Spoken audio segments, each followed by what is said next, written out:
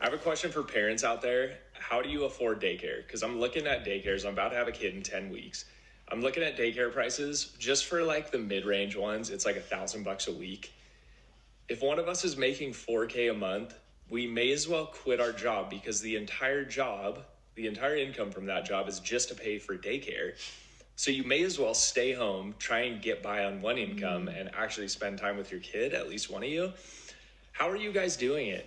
Okay, I want to talk about this video because as a working mom of 4 kids, I've spent a lot of money on childcare. And I understand why people are asking this question. Childcare is insanely expensive. In almost all 50 states, childcare for 2 kids is more expensive than rent and mortgages. So if their highest expense as a family is childcare, of course they're going to ask themselves, why? Why are we working just to pay for childcare? The math doesn't work. It doesn't add up. And people are wondering, like, why are people not having more kids or having kids at all? Childcare is a really big reason. It is so incredibly expensive. For my family, where we have 4 kids, it is by far our most expensive thing every single month. We spend so much money on childcare.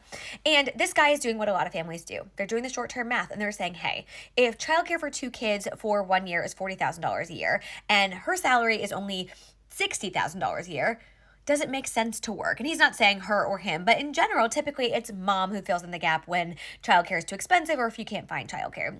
And this math seems to make sense, especially short term. And a lot of people are saying, okay, we've got to figure it out. We've got to make it work. The salary barely is more than the cost of childcare, so somebody should leave the workforce.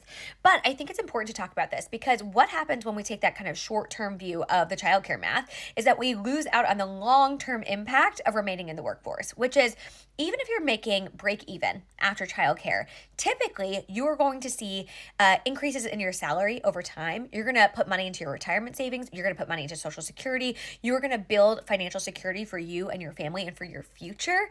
And when you leave the workforce, oftentimes you lose out on those things. And so for a lot of families, it might be that they're breaking even and just paying for childcare, even though they're not taking home anything after, because they have the long-term view and goal of earning more over time. Because what happens is when you leave the workforce, oftentimes your lifetime earnings go down. And so when you do try to re-enter the workforce, you re-enter at a lower rate and it's more difficult to get back where you were.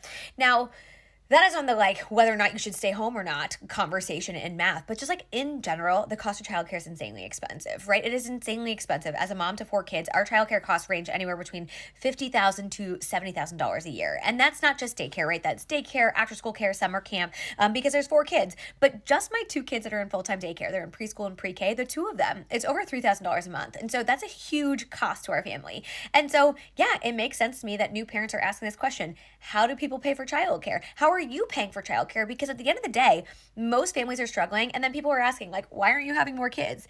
Maybe because the cost of childcare is $20,000 a year and most people just simply cannot afford it.